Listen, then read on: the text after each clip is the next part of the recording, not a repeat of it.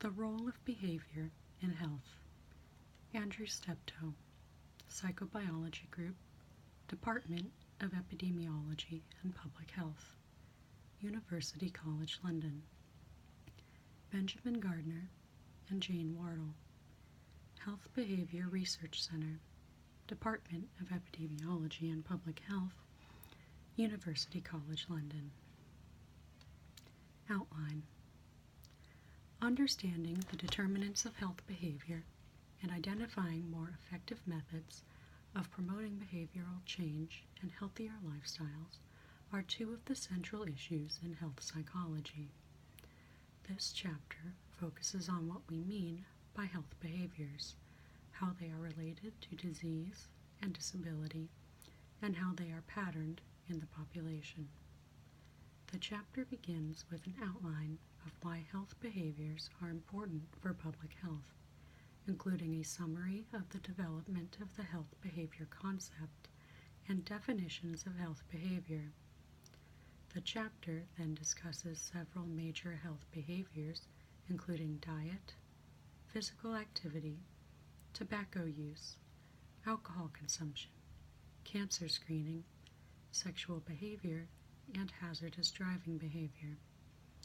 In each case, we describe the associations with disease, the prevalence of the behaviors in various countries of the developed world, and how the behaviors are patterned in relation to gender and socioeconomic status.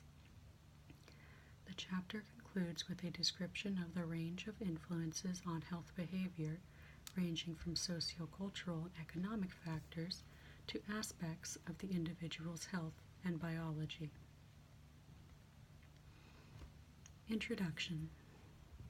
What causes most death and disability? The most frequent individual diagnosis is coronary heart disease in men and women, but stroke, lung cancer, and breast cancer are also very common, while a significant portion of people die from respiratory diseases such as chronic obstructive pulmonary disease. The other leading causes are accidents and unintentional injury, coming from incidents such as road traffic accidents, injury in the home, and accidental poisoning. Death rates from cancer are somewhat higher in both the UK and Germany compared with the rest of Europe, while cardiovascular deaths are less frequent. The pattern is similar in the USA, where recent figures indicate that 32% of men and 32% of women died from cardiovascular disease, and 24 and 23% respectively from cancer. Of course, everybody must die of something, so these medical conditions may cause most deaths because they are diseases of old age. If this were so, we would expect them to cause high proportions of deaths among elderly people and low proportions of deaths among young people. Table 2, which summarizes causes of death in the UK across adult age groups, shows that this is not the case. While the percentage of deaths caused by cardiovascular disease peaks in the over 75s, a quarter of the deaths in middle age are attributable to cardiovascular disease. A quarter of deaths among young to middle-aged adults are cancer-related, and cancer is the most common cause of death in women between 45 and 64 years. Similarly, in the USA, the leading cause of death in 45 to 64-year-olds are cancers, followed by stroke and diseases of the heart. The figures in Table 2 describe the relative importance of different causes of death, and not absolute rates. The standardized death rate, shown on the left of the table, indicates how many people died in each category. Unsurprisingly, fewer young adults died overall, so the absolute number of deaths in younger groups is smaller than in older cohorts, but nevertheless, These comparisons show the stable influence of the common causes of death across the lifespan. Efforts to improve health in the developed world must tackle this set of health problems, and doing so requires understanding their causes.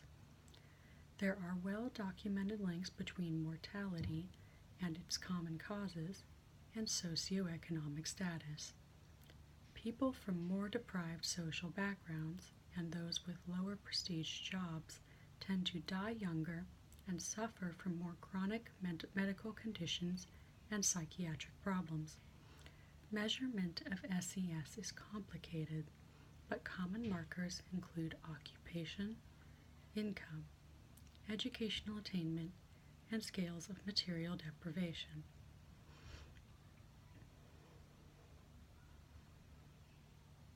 Figure 1 shows the deaths attributable to cardiovascular disease and cancer among men in the UK using occupational class as the index of SES. The bar on the far left relates to the people of the highest SES, and the bar on the far right the lowest.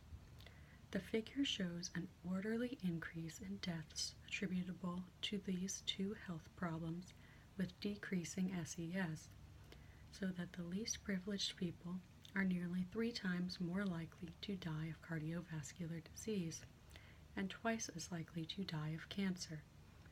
This classification excludes people who have been unemployed for more than a year or never worked, who are likely to have higher morbidity and mortality than those currently or recently in employment.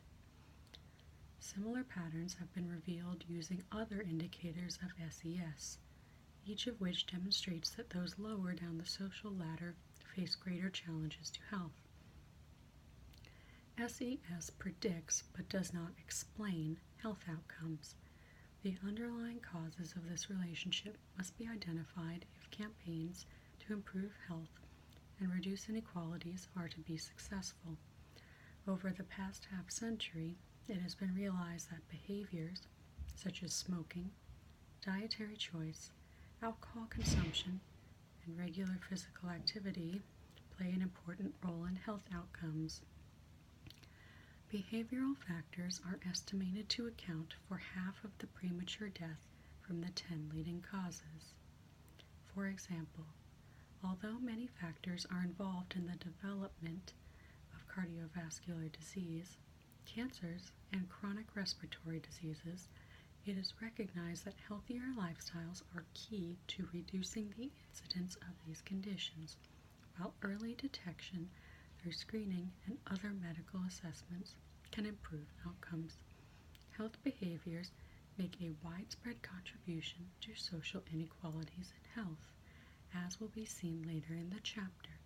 People from less privileged backgrounds tend to smoke and drink more, eat less fruits and vegetables, and take less exercise than do those in higher socioeconomic positions. The modern concept of health behavior can be dated back to the pioneering research of epidemiologist Sir Richard Dole, whose study of thousands of British doctors began in the 1950s and identified smoking as a major precursor of premature mortality. Since then, numerous epidemiological and laboratory studies have investigated dietary choices, alcohol consumption, patterns of physical exercise, sexual behavior, and safety practices in relation to specific health outcomes. The notion that health behaviors might cluster into a healthy lifestyle owes its scientific foundation to the Alameda County study. This investigation of just under 7,000 adults living in Alameda County, California, began in 1965 with a postal questionnaire, followed by regular surveys of death and illness. When the factors measured at baseline were analyzed against later mortality, 7 aspects of lifestyle predicted mortality: not being physically active, smoking, sleeping for either short or long periods nightly, skipping breakfast, eating snacks between meals, regularly drinking more than 5 units of alcohol at one session, and being either overweight or underweight. Importantly, the more positive health habits that people reported, the lower their risk of death. These same behaviors were also related to future disability. A more modern version of this concept of healthy lifestyle was recently documented in a much larger study of men and women in England. Ka et al. Analyzed data from the EPIC Norfolk study, a longitudinal study of 20,000 men and women without known cardiovascular disease or cancer when they were first surveyed. Over an average follow-up period of 11 years, deaths were inversely associated with 4 health behaviors: not smoking, being physically active, drinking moderately, and eating 5 or more servings of fruit and vegetables per day. As can be seen in Figure 2, the fewer of these positive behaviors that were performed, the greater the risk of deaths from all causes, cardiovascular disease and cancer. Work of this kind has stimulated researchers to look beyond individual risk factors for individual illnesses and think of health behavior as a broader construct. Health-related behaviors have a range of effects that are not limited to a single disease endpoint, and different behaviors may have common determinants. There are 2 broad types of health behavior: those that increase risk and those that promote health. Health risk behavior can be defined as any activity undertaken by people with a frequency or intensity that increases risk of disease or injury. Common health risk behaviors include cigarette smoking, taking narcotic drugs, excessive alcohol consumption, eating large amounts of high-fat foods, some sexual behaviors, and drink driving. Our definition indicates that the amount or dose of the behavior may be important. This is not the case for most behaviors, but there are instances in which moderate levels may be beneficial. As will be seen later in the chapter, there is evidence that moderate alcohol consumption is associated with more favorable health outcomes than either heavy drinking or complete abstinence. The definition of positive health behavior is more controversial. The first to attempt a formal definition was Castle and Cobb, who stated that health behavior was any activity undertaken by a person believing himself to be healthy for the purpose of preventing disease or detecting it at an asymptomatic stage. This definition is oriented towards detection and prevention of disease by healthy individuals and does not include actions by people who are already ill. However, much health behavior is carried out by people with a diagnosed condition and is aimed at delaying the further progression of the disorder. Castle and Cobb's definition also regarded a health behavior as one that is consciously carried out for health-enhancing purposes, but both positive and risk health behaviors are important regardless of whether the individual carries out the activity for health reasons. Exercising on most days would be regarded as a positive health behavior, whether the person does this for health reasons or because they are sports fans, play in teams, enjoy the social aspect, or are trying to look good. We would therefore define positive health behaviors as activities that may help to prevent disease, detect disease and disability at an early age, promote and enhance health, or protect from risk of injury. Common positive health behaviors include regular physical exercise, fruit and vegetable intake, using sunscreen, using a seatbelt, driving sensibly, and taking advantage of medical and dental screening opportunities. Several general points emerge from these definitions of health behavior. 1. The concept of health behavior is fluid, and activities that are included can change as medical knowledge develops. In the 1950s in Britain, children were encouraged to eat the fat on meat, and refusal to do so was considered a sign of fussy eating. The use of a condom when having sex with a person whose sexual history is unknown only emerged as a preventative health behavior within the last 25 years. It is also likely that there are other activities that people do now without a moment's thought that may turn out to have adverse health effects. Health behaviors are not uniformly important, but vary in their influence across time and across different populations. In the developing world, hand washing is among the most important health behaviors because of its impact on the spread of infection, but it is less significant in developed countries except in health professionals. Obesity, which is not itself a health behavior, but is strongly determined by excessive energy intake coupled with lack of physical activity, was a rare clinical phenomenon 50 years ago, but has now become a public health scourge. The strength of the evidence relating behaviors with health outcome is extremely variable. Some findings have emerged from case control studies comparing people who do and do not have an illness, while others are backed by prospective epidemiological research, studies trends over time, or experimental research on the biological mechanisms through which the behavior could affect the disease process. A basic principle of research is that association is not the same as cause. An association between a behavior and a health outcome may be a chance occurrence, or due to some third underlying factor that is related both to the behavior and the illness. It is essential that results are replicated with different samples, and that there is some understanding of the biological mechanisms responsible before we can be more confident about health behaviors. In an ideal world, this would be followed up with experimental studies that modify the health behavior and demonstrate positive effects on health outcomes. We need to be certain that any health education advice is based on sound scientific data. Otherwise, there is a danger that we reinforce the skeptical public's view that scientists can't make up their minds and say something is dangerous one day and safe the next. Our definitions of health behavior recognize that these activities may be done for non-health reasons. Some healthy habits, such as toothbrushing and limiting fat in the diet, may be driven by non-health motives like concern for appearance. This means that health motives may be relatively unimportant in some cases, raising the possibility that programs of health behavior change that focus only on providing health knowledge or changing health-related studies, where was I?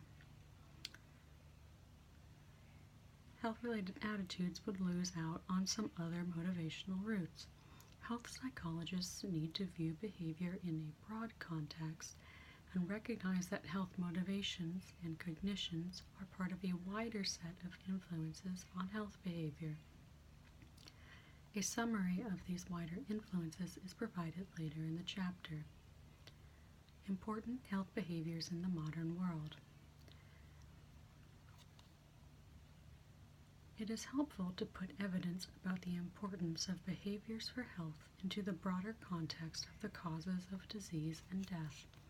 Health policy researchers have carried out sophisticated statistical modeling analyses to work out the amount of death and disease attributable to lifestyle factors. These models use data aggregating effects from different conditions. For instance, instead of calculating the impact of smoking just on lung cancer, its influence on all cancers, heart disease, stroke, lung diseases, and other problems can be added together. An impression of the combined risk attributable to different lifestyle factors is summarized in Table 3. It can be seen that 21% of male and 18% of female deaths can be attributed to tobacco.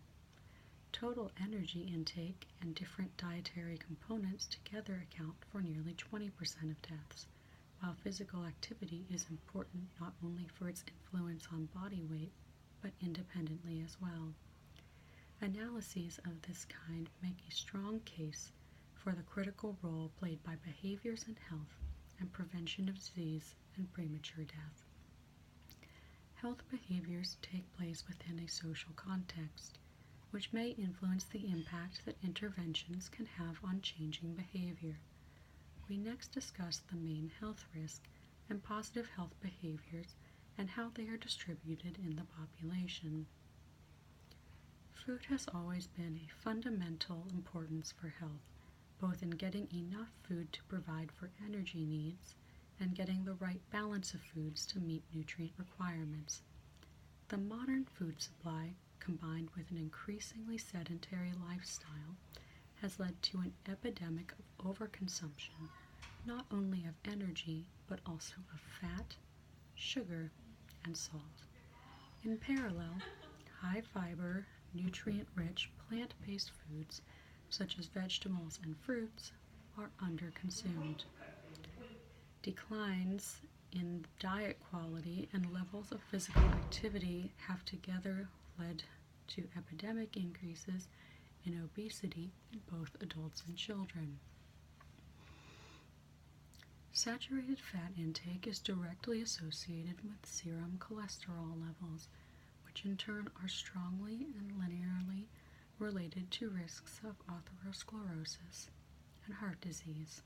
While we know that heart disease is a multifactorial condition, a high-fat diet appears to be the necessary condition for its improvement. In areas like rural China, where fat intake is very low, population cholesterol levels are well below the typical values found in the West, and heart disease is extremely rare. Fat is the most energy-dense of the macronutrients, and so fat intake is strongly linked to weight gain. Higher fat diets promote weight gain in rats. Human studies show that low-fat diets are almost always associated with some weight loss, because without significant amounts of fat in the diet, it is much more difficult to sustain high energy. U.S. guidelines suggest that adults and children should derive at most 35% of energy from fat, and there are similar guidelines elsewhere in the world. Only people who are highly physically active and have diets rich in fruits, vegetables, and grain are likely to be able to consume 35% of fat in their diet without damaging their health. Most people require a lesser proportion of fat to stay healthy. However, the use of lower fat versions of food has become one of the most commonly reported health behaviors. For example, more than 50% of adults in the UK say that they try to limit fatty foods in their diet. Women tend to consume more lower fat foods than men, which appears to be primarily due to their greater use of deliberate weight control strategies and their greater concern about diet and health. But epidemiological data have not found striking sex differences or SES differences in fat intake. This may be because some luxury foods are high in fat, or because of substitution of monounsaturated for polyunsaturated fats. Fruits and vegetables are nutrient-rich foods that are also low in energy density. Fruit and vegetable consumption has been linked with low rates of development of heart disease and many cancers in a number of large-scale studies. On the basis of epidemiological research, the World Health Organization has recommended an intake of at least 400 grams of fruit and vegetables a day. This has been translated in many countries into 5 servings a day. The average intake in most countries is well below the recommended level. A recent survey suggested that adults in the UK consume an average of 3.8 portions a day, with fewer than 30% eating 5 or more servings. Surveys in the USA indicate that only 25% of adults eat 5 or more servings a day. Women tend to eat more fruit and vegetables than men. partly due to their greater investment in healthy dietary choices. Households with children eat less fruit and vegetables than adult households, suggesting that children's reluctance to eat these foods could influence the family meal patterns. Low socioeconomic status groups tend to buy strikingly less fruit and vegetables than high status groups. Limited intake of fruit and vegetables may be one reason why less privileged groups are at a greater disease risk. Regular physical activity has a wide range of positive effects on health. Since obesity arises from an imbalance between energy intake and energy expenditure, physical activity may also help to prevent weight gain and obesity. Physical activity is related to premature mortality, particularly death from coronary heart disease. It has been estimated that sedentary adults are twice as likely to develop premature heart disease than active adults, an effect that remains significant after controlling statistically for other factors. The mechanism underlying this effect is probably a combination of influences on the major risk factors for heart disease, including body weight, high blood pressure, blood cholesterol levels, and diabetes. Physically active people are also at lower risk of cancer, and activity contributes to the maintenance of bone mass and bone mineral density, which is thought to reduce the risk in older people of falling and suffering from fractures. In addition, physically active people report more positive mood profiles than the sedentary, feeling less tense, anxious, and depressed, and have a greater capacity to cope with stress. Many countries recommend that adults engage in at least 30 minutes of moderate or vigorous physical activity on at least 5 days a week, and children are advised to take 60 or more minutes of moderate or vigorous daily activity daily. Levels of physical activity decline throughout the life course. There are considerable cross-national differences in activity levels. Among 15-year-old students, for example, the proportions exercising for 1 or more hours daily range from 29% of girls and 46% of boys in Slovakia to 14% of girls and 34% of boys in the USA, and 9% of girls and 18% of boys in England. Men tend to be more physically active than women. This is one of the few health behaviors in which men have an advantage, but the difference appears unrelated to health concerns. Rather, men participate in sporting activities more than women, and are also more likely to have active manual jobs. The burden of disease attributable to smoking in developed countries is greater than for any other health behavior.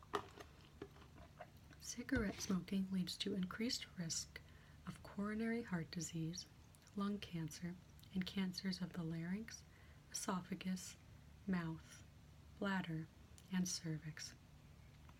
Other problems related to tobacco use include stroke, vascular disease in the legs, and chronic obstructive pulmonary diseases. Smokers tend to have poorer psychological well-being and more depressive symptoms and psychiatric problems than non-smokers. Smoking also causes a number of pregnancy complications, including detached placenta, bleeding, premature delivery, and low birth weight. Several different biological mechanisms are responsible for the impact of smoking on health. Tobacco smoke contains about 4,000 chemicals, at least 40 of which are carcinogenic.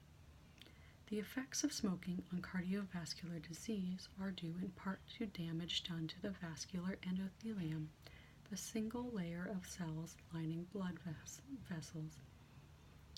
Many of the adverse health effects are reversible.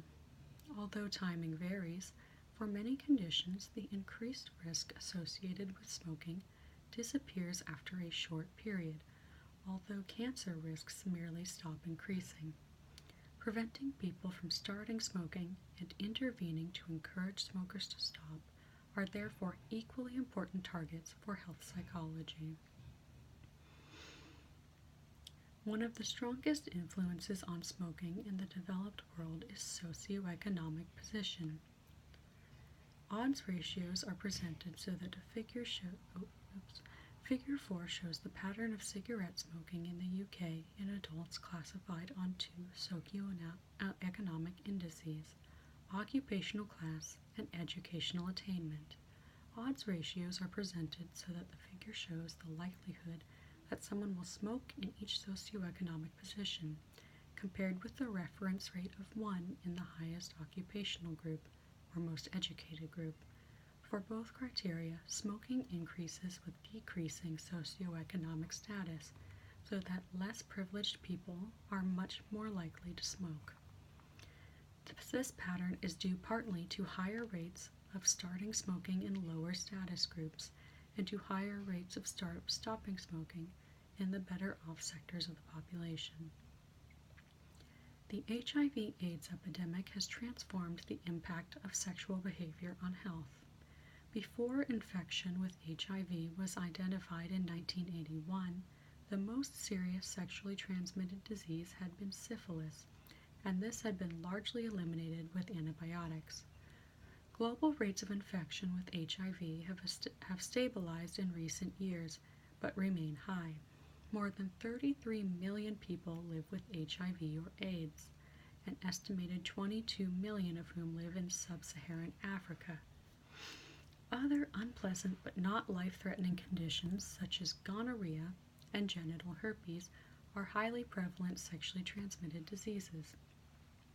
Sexually transmitted infections are more common in teenagers and young adults than in older groups. Sexual behavior can also spread viruses linked with cancer risk. Various sexual behaviors can pose a health risk, such as early age of first intercourse, multiple sexual partners, the failure to use condoms, and anal intercourse. Information about risky sexual behaviors is available in national surveys from many countries. In high-risk groups, unsafe sexual practices are common. One survey found that 20% of HIV-positive gay and bisexual men had recently had unprotected intercourse with a partner of negative or unknown HIV status. A study of HIV-positive women reported that more than 40% had engaged in unprotected intercourse and 10% in unprotected anal intercourse in the previous 6 months. The occurrence of risky sexual behavior is particularly high among intravenous drug users, homeless people, and others at the margins of society. The health risks of alcohol can be divided into problems that result from excessive intake, such as alcohol dependence, fetal alcohol syndrome, and alcoholic liver cirrhosis, and illness in which alcohol is one of a number of important causal factors. The latter include risk of high blood pressure, cardiac arrhythmias, and cancers of the mouth, throat, colon, and rectum. Assessing the health impact of alcohol is complicated for 2 reasons. Firstly, many adverse effects depend not only on how much is drunk overall, but also on the pattern of consumption. Binge drinking has particular health risks. Drinking heavily on just 2 nights a week may lead to worse health outcomes than drinking the same amount total evenly over 7 days of the week. Estimating the amount of alcoholic beverages drunk in different countries is not easy because there are variations in the preferred type of beverage, and in some cultures, the amount of home brewing and illicit production is high. Table 5 summarizes data from the U.S. and various European countries. There are wide variations even between these few countries, with the highest per capita consumption in France and the lowest in the USA. While it is likely that countries with a higher overall consumption level will have more problem drinkers, overall consumption statistics can mask patterns of heavy drinking. Alcohol consumption is more common in men than women, though the gender gap is smaller in developed countries than in the developing world. The patterns begin early in life, with more male than female adolescents being regular drinkers. The age at which people start drinking predicts the likelihood of later problems. There is good evidence that heavy alcohol consumption is more common in lower SES groups, particularly among men.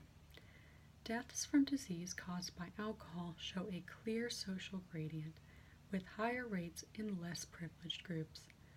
Rates increase with lower occupational position, but the slope is comparatively small until the lowest stratum is reached. There is rather less of a social gradient in moderate than in heavy alcohol consumption. Cancer is a multi-stage process involving a sequence of probably 4 to 6 mutations in the cells before they develop their fully damaging and invasive potential. The purpose of screening is to detect abnormalities before the disease process is clinically manifest. Its value in cancer comes from detecting malignant or even pre-malignant transformations at a stage before there is significant invasion to surrounding tissues or metastases. Each cancer has a different developmental process, and medical technology has developed strategies for identifying the earliest stages, better for some cancer than others.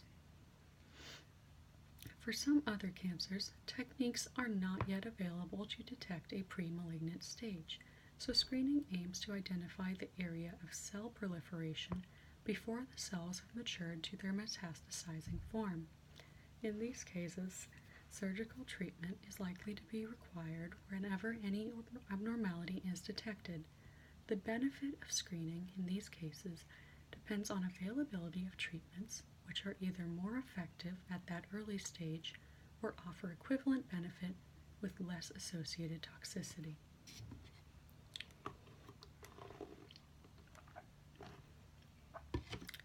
The value of screening to public health depends on two related factors.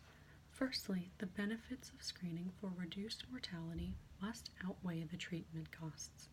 In this respect, evidence supports the value of screening in reduced cervical cancer mortality, colorectal cancer mortality, and breast cancer mortality.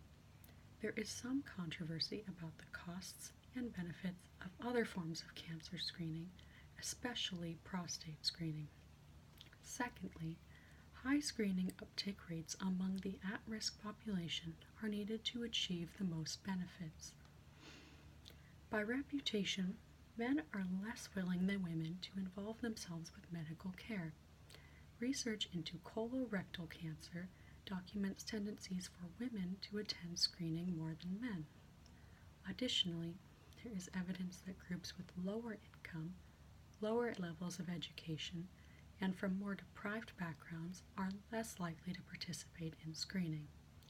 The fact that SES differences in participation are observed, even where screening is free to all, suggests that the barriers are not only financial. Road traffic injuries are the second leading cause of death for children and young adults worldwide. In the USA in 2007, around 41,000 people were killed and 2,500,000 injured in road accidents.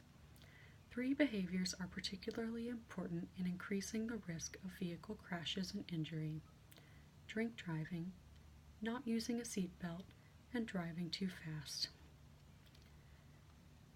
Seatbelts are estimated to be 60% effective in reducing road accident mortality, and so are one of the most important means of reducing injury. In contrast, speeding is one of the most important factors contributing to crashes. Again, in the USA, speeding is the primary cause of 22% of all fatal crashes, and over 500,000 people receive injuries in speeding-related crashes per year. Of all drivers involved in fatal crashes, young men are the most likely to be speeding. The speed a vehicle is traveling on impact determines the severity of injury in pedestrians. Hazardous driver behaviors are far more common in men than women. They are also typically associated with age and socioeconomic status, such that older drivers and those of higher social status tend to be safer in their behavior. Psychological influences on health behavior.